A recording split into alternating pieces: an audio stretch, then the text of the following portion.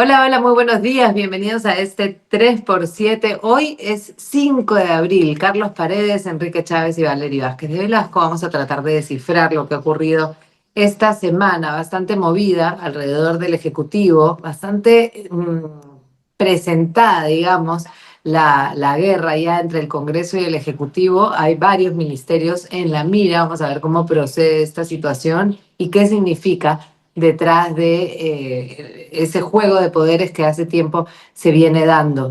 Y si están más enemistados que antes, por ejemplo. Por otra parte, hay temas que tienen que ver con los agentes electorales, ¿no? O los participantes de las elecciones. Vizcarra ahora sí está completamente inhabilitado, sin embargo, él sigue dando manotazos de ahogado. Antauro Humala también sigue dando manotazos de ahogado, aunque su partido también debería estar ya inhabilitado y él prohibido de participar en las próximas elecciones, pero ellos siguen avanzando en este intento por jalar a los simpatizantes que tienen hacia sus propios movimientos. Y mientras tanto, también hay novedades con el caso Cocteles, ¿no? Una vez más, un golpe a la fiscalía y un espaldarazo a Keiko Fujimori, ¿no? Tras todo este caso que ya va llevando 8 años de investigaciones y sin embargo vuelve a retroceder por las malas gestiones y por el mal trabajo que se ha hecho desde la fiscalía. Y por supuesto vamos a hablar de Trump y los aranceles, los temidos aranceles que ya han sido anunciados y que supuestamente el Perú se lleva la parte menos mala, pero que nos puede afectar. Carlos, Enrique, comenzamos con este 3x7. Sí, hoy 5 de abril, hace 33 años fue el autogolpe de Fujimori. Hoy 5 de abril se supone que empieza a regir los aranceles de Trump para el Perú. Le ha tocado 10%, ¿no? De eso vamos a conversar más adelante. Pero el panorama político está un poco enrarecido desde mi punto de vista. El Congreso ha iniciado las temporadas de interpelaciones, va a haber 4 ministros que van a ir. No sabemos si en un verdadero control político, que eso es lo que hemos estado reclamando los ciudadanos, o simplemente se trata de estos acomodos, dimes y diretes, pero al final no hay nada concreto. Lo que ha pasado en Caliwarma o hoy Huasimicuna, que es lo mismo, ha habido intoxicaciones en 10 días en 4 puntos distintos de la República, y los niños que han empezado hace poco sus clases han sido intoxicados con estos alimentos que el Estado se supone debe proveerles de manera sana y limpia. Segura, claro, Y ha son más de pasado, 1000, ¿no? sí, y lo que ha pasado es pues que el gabinete Dina Boluarte, desde mi punto de vista, ya no da fuego. Esta señora Leslie Urteaga, que fue una pésima ministra de Cultura, ha regresado a ser ministra del MIDIS con los mismos resultados, ¿no? Ujú. Y Enrique, estás con el micro apagado, ¿ah? No, no, no.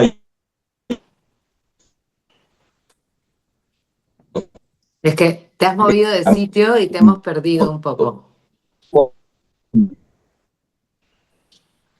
Pero, a Está ver, congelado, Enrique. yo qué ha pasado con Keiko. ¿Se me escucha? Ahora Se sí, a escucha ver. Sí, un ¿no? poco cortadito, pero a ver, dale. Ya, a ver, lo que ha pasado con Keiko Fujimori creo que en realidad confirma lo que ya sabíamos, va a tener un impacto directo en la campaña. Hablábamos ahora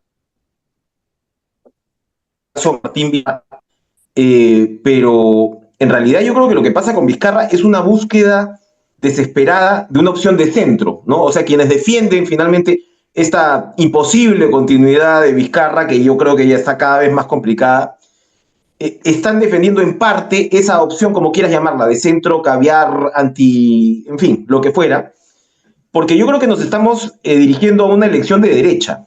Eh, Estos espacios de centro, si quieres en algunos momentos liberales, caviares, los veo cada vez más remotos. O sea, el perfil que se está imponiendo, y es, ojo, eso tú lo ves en los números de seguimiento de redes sociales.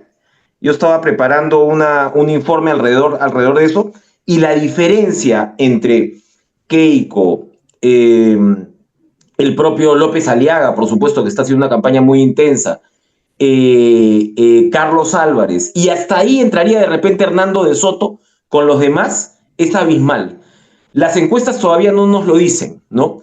Pero el tema del reconocimiento frente a un personaje que, o sea, finalmente el único que le podía hacer pelea a ese grupo, tal como están las cosas, por fuera de sus delitos y lo que vaya a hacer, es Vizcarra, ¿no? Es Vizcarra. Ujú. Y entonces, claro, en un aniversario del 5 de abril, con Keiko volviendo a entrar a la cancha en estas circunstancias, pues yo creo que es bastante gráfico, ¿no? O sea, nos estamos yendo, me parece, una elección de derecha. El único riesgo sería que la disgregación de la derecha sea de tal magnitud que se te meta un caballo de Troya.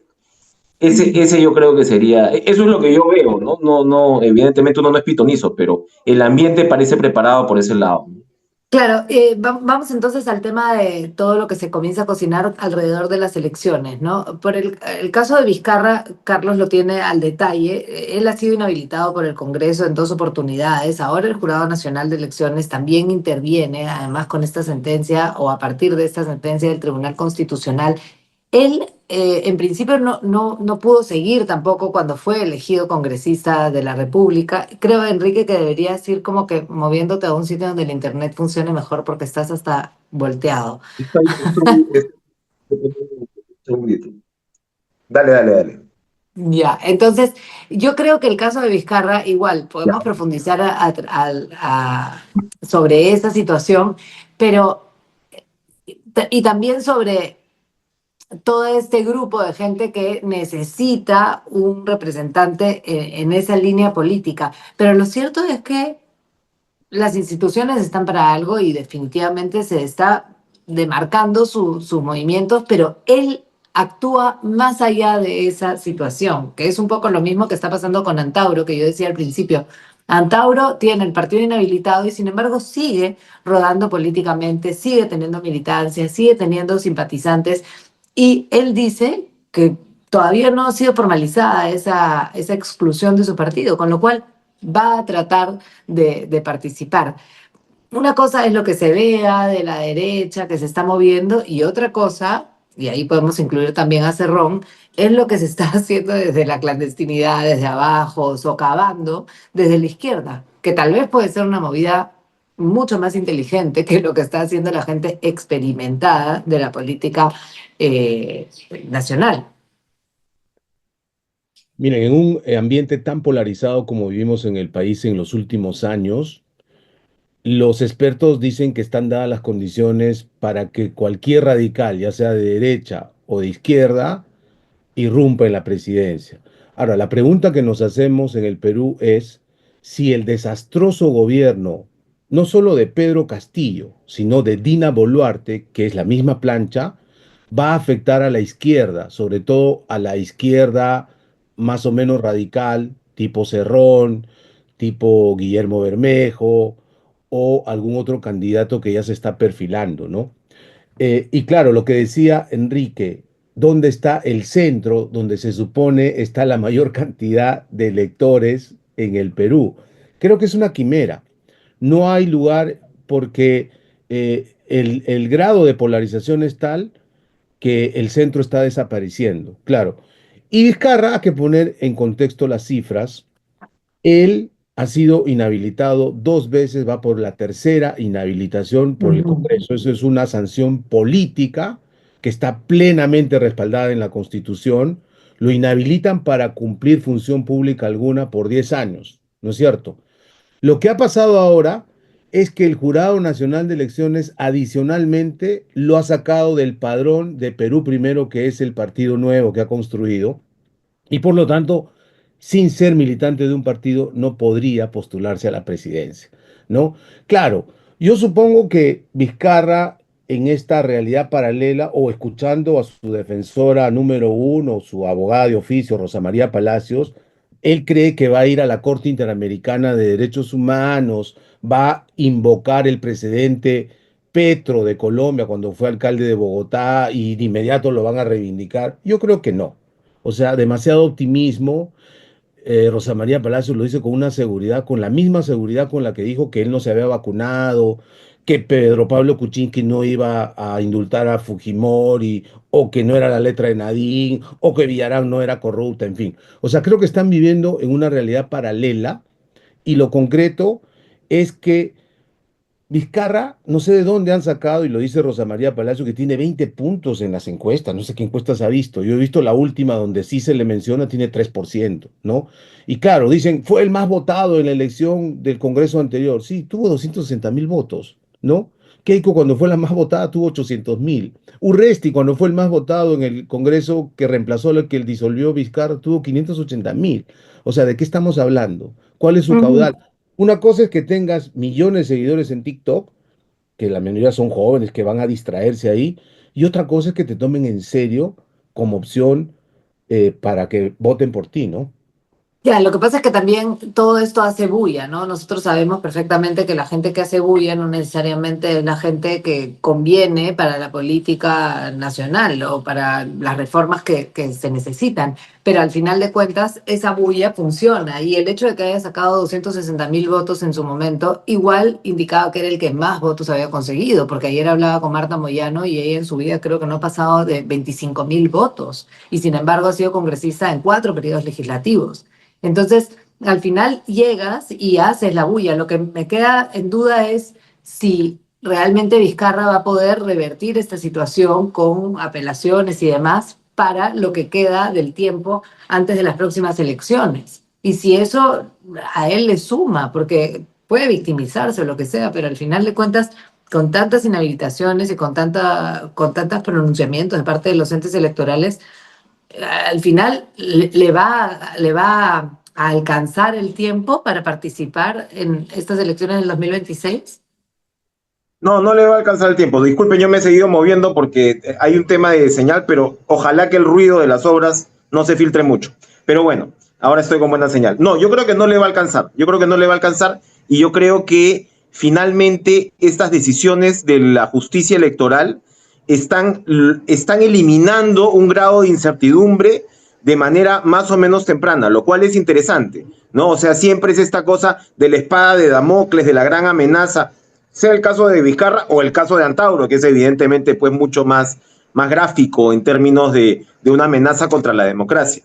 Entonces yo creo que se está ordenando un poquito el proceso y como reiteraba, me parece que la línea de las elecciones va a ir por ese lado. Otra vez, hablaban efectivamente, Carlos, de que no es necesariamente un termómetro el tema de redes sociales, pero si tú comparas lo que son las redes sociales de las figuras de izquierda ahora mismo, es una fracción de lo que se está moviendo por el otro lado, ¿no? O sea, uno siempre está esperando que desde el Perú profundo, como quieras llamarlo, emerja pues el voto por Guido Bellido o el voto por Cerrón. Verónica Mendoza es un fantasma ahora mismo, es un fantasma. Y como te digo, Cerrón o el propio Bellido están muy lejos todavía de tener un seguimiento interesante. Entonces, claro, lo que me parece importante, reitero, es como el perfil aparente de esta elección que se va definiendo. Vamos a ver qué pasa, ¿no? Vamos a ver qué pasa, pero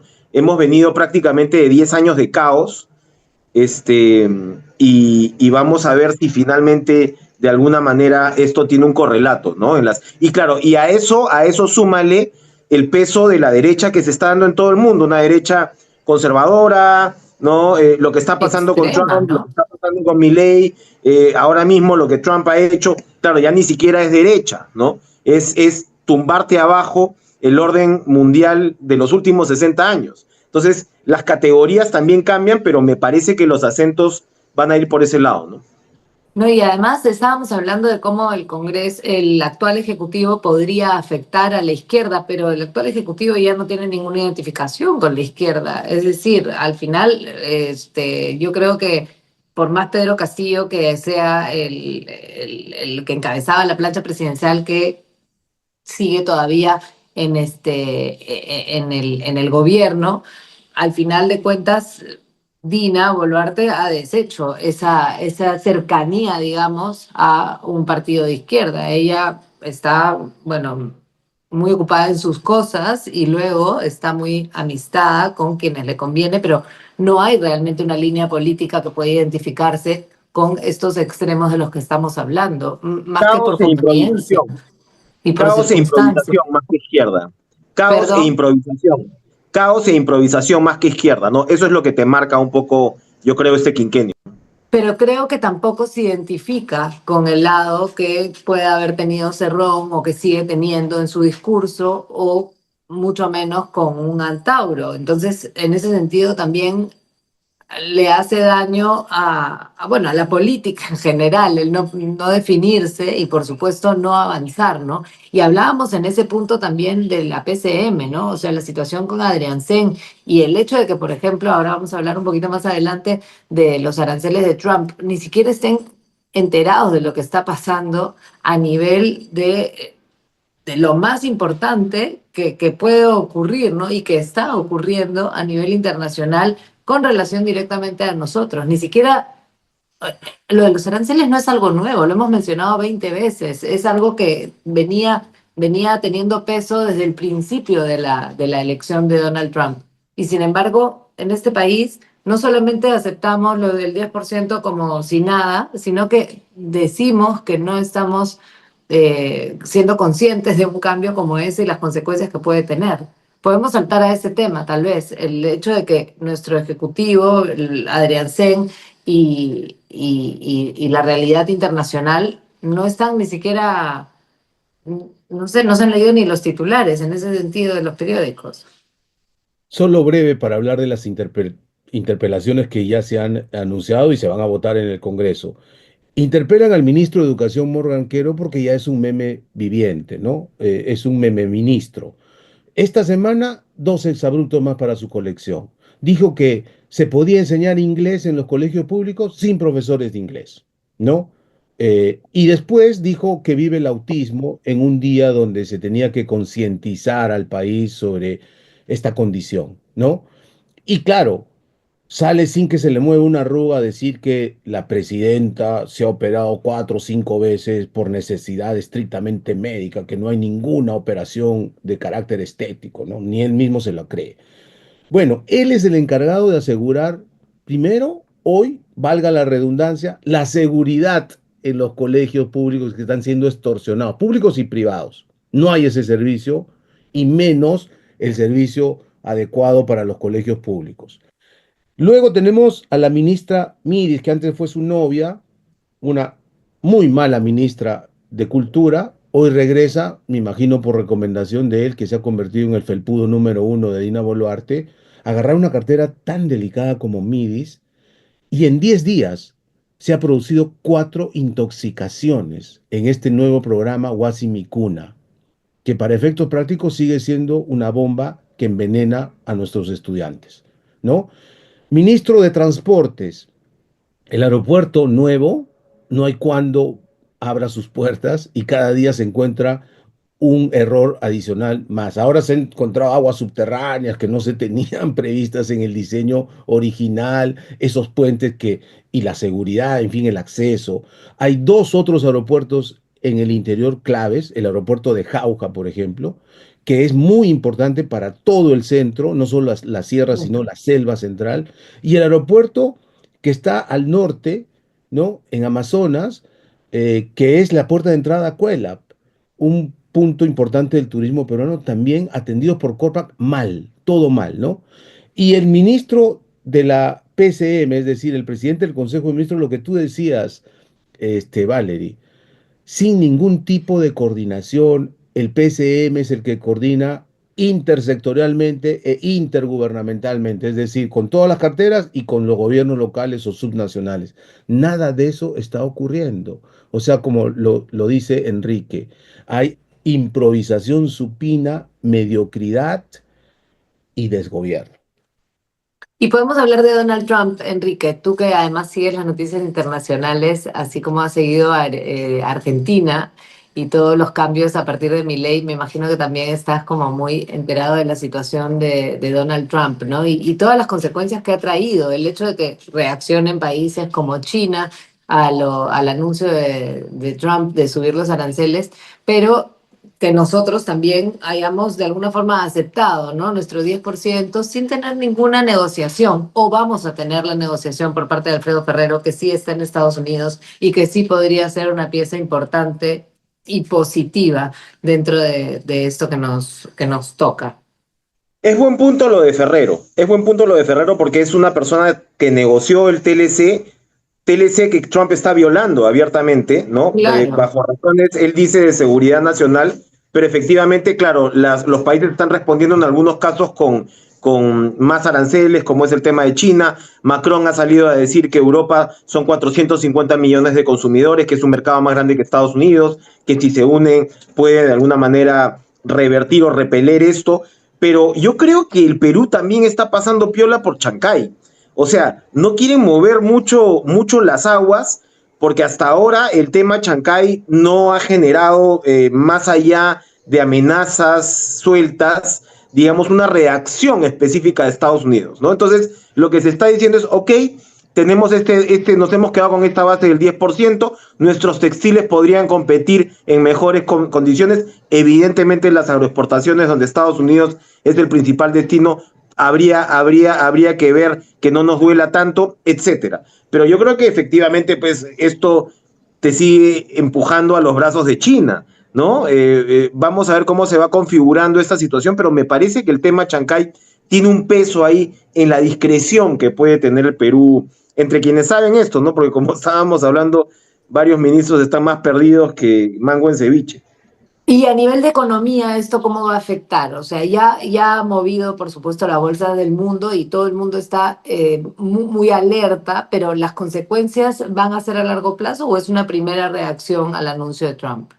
Es un desplome de bolsas, por ejemplo, las tecnológicas se han desplomado, que son los reyes del mambo, ¿no? En los últimos años se han desplomado tremendamente porque ellos además dependen mucho de importaciones para poder ensamblar sus productos. Se habló en un momento como Trump en su primer gobierno hizo una especie también de guerra comercial para relocalizar el tema de fabricación de iPhones, por ejemplo, de Apple, y solo logró relocalizar menos del 20%, ¿no? Entonces, y ahora lo que él dice es, ¿no quieres aranceles? Ven a fabricar tus productos en Estados Unidos.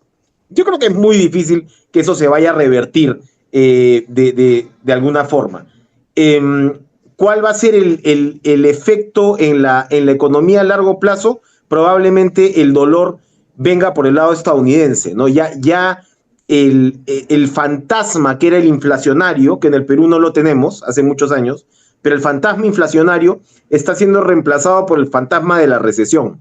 Entonces, en el momento que la economía de Estados Unidos se comience a estancar, pues ahí veremos si las predicciones de la gran mayoría de economistas se cumplen, ¿no? Que van por el lado de, oye, esto es un disparo al zapato, ¿no? De alguien que no está entendiendo cómo funciona la economía. Ahora, hablando para regresar y rematar el tema de campaña, hablaba ayer con Hernando de Soto y me decía, es probable que este orden que hemos tenido en los últimos 60 años sencillamente se ha caído, ¿no? Se ha caído y eso implica muchas cosas y estamos viviendo ese cambio de época. Vamos a ver si es finalmente el exceso de un hombre exaltado o si efectivamente vivimos una transición mucho más profunda, ¿no?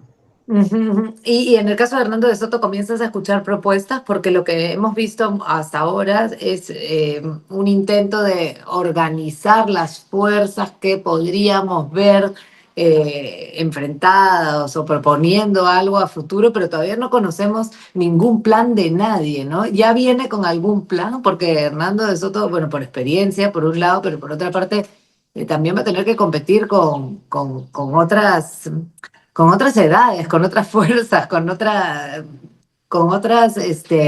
mentalidades, ¿no? No sé cómo lo ves tú ahí. Si me permite, Carlos, pisar ahí su momento de participación. Hernando tiene 83 años. Y claro, es lo que le preguntamos todos siempre. Y él tiene su hojita de líderes del mundo que llegan hasta los 103 años en la actualidad, ¿no? Entonces, claro, y no deja de ser interesante porque, claro, sí es un tipo que te trae ideas. A veces es difícil incluso entenderlas. Es lo que plantea es una revolución del Estado por el lado de hacer crecer tu territorio marítimo, el tema del subsuelo, que en realidad va hacia el tema de tener menos Estado, de dejar que el mercado, ¿no?, funcione de manera... Es muy ambicioso, por momentos es abstracto, pero no deja de ser una excepción, como tú dices, en el tema de las propuestas, porque tiene muchas propuestas y es pura idea, ¿no? Entonces yo creo que finalmente puede ser un actor que, si se centra bien en el sentido, digamos, de simplificar sus mensajes, puede ponerle un factor interesante a la campaña. Es el único que te habla en esos términos, ¿no? Que está hablando. Y para terminar, Carlos, hablábamos de los candidatos que pueden venir, y Enrique estaba diciendo que de alguna manera esta iba a ser una elección de derecha. ¿Tú también tienes la sensación de que esta va a ser una elección de derecha, o crees que va a calentar diferente el panorama a partir de lo que se está viendo? Y sumando ahí el tema que la fiscal de la Nación tomó la semana pasada, ¿no? El poder, el tomar estas demandas o estas denuncias en contra de Fuerza Popular y Carlos Álvarez, el partido de Carlos Álvarez, como reales, importantes, y tal vez sacarlos de carrera. ¿Algo de eso podemos tener para cerrar? Solo para matizar la opinión sobre Hernando de Soto, que es la tercera vez que se está postulando a los 83 años nada menos. Sí, efectivamente viene con su lista de propuestas disruptivas, pero también viene con su lista de asesorados en el mundo, ¿no? Bill Clinton, mi amigo tal, Gaddafi, también yo lo asesoré. A Y Chibolín no lo yo me menciona. pregunto, un hombre que ha asesorado a tantos líderes mundiales, ¿cómo se dejó asesorar por Chibolín, ¿no? Al que dijo que era una eminencia gris. Esas incongruencias le van a costar muchísimo en la campaña, diría yo, porque además va a ser una campaña muy atomizada. Y yendo a tu pregunta, yo no estoy tan seguro que esta corriente mundial del neoconservadurismo, ¿no? De la derecha recalcitrante en algunos casos, ¿no? Trump, el mismo Bukele hoy en El Salvador está absolutamente posicionado, es probablemente el presidente que mayor popularidad tiene en el mundo. Esta semana acaba de presentar un proyecto de atracción al turismo, después de recibir, obviamente, a los presos enviados por Trump en su cárcel, ¿no? Eh, no necesariamente en el Perú, porque hay todavía un sur andino que sigue pensando en el cambio de la Constitución, que cree que Pedro Castillo ha sido secuestrado y le hicieron un golpe de Estado, que hoy es un rehén de la plutocracia, de la rancia oligarquía peruana, que no permite que un campesino sea presidente. Y entonces, ¿cuánto peso tendrá eso? Y si va a salir un candidato disruptivo de la extrema izquierda, ojo, recordemos que Cerrón ya está habilitado para postularse aún en la clandestinidad, ¿no? Yo no sé si eso va a calar tanto. En el Perú, hablar de un año en elecciones es una eternidad, pero me temo que ese factor que todavía nos hace una nación nada elaborada, ¿no? Pueda finalmente colarse en la campaña del próximo año y nos dé alguna sorpresa. Lo peor sería, desde mi punto de vista, que dos radicales, uno de derecha y uno de izquierda, se peleen en la segunda vuelta, ¿no? Y lo último, solamente, ¿lo de Fuerza Popular y Carlos Álvarez cuela o no? Va a quedar ahí. Yo sé que hay críticas alrededor de la fiscal de la Nación por haber cogido estas denuncias, pero ¿van a salir de carrera o algo así, o eso ha sido solamente un humo? Es que el caso de Carlos Álvarez en realidad es la denuncia de un hombre que participó y fue sentenciado en el Andahuaylazo. Y un poco su lógica es, oye, si has sacado a Antauro de carrera, ¿cómo no vas a sacar a alguien que dice que se va a aplicar la pena de muerte o que se va a retirar de la Corte Interamericana? Ujú. Álvarez lo que señala es que esas han sido las opiniones de un ciudadano en el caso de alguien que ni siquiera es candidato, porque entre comillas además se va a someter al tema de la elección interna. Y que bueno, estás hablando pues de posibilidades de cambios legislativos que tendrían que pasar por el Congreso. A mí me Claro. parece que es excesivo lo de Álvarez, y claro, con lo que le ha pasado a Fuerza Popular, este espaldarazo del fin del juicio también me parece muy remoto, ¿no? Que se va a Que caer. en realidad, y ya ella podría tener base para decir, oye, efectivamente esto es una persecución política, ¿no? Ojalá que el sistema en todo caso no pise el palito. De acuerdo. Muy bien, 5 de abril, hay cosas que recordar, cosas que seguir, las que seguir reflexionando y nosotros lo haremos ya por nuestra cuenta porque se ha acabado el tiempo, así que nos despedimos. Nos vemos el próximo sábado. Un abrazo. Chao. Chao.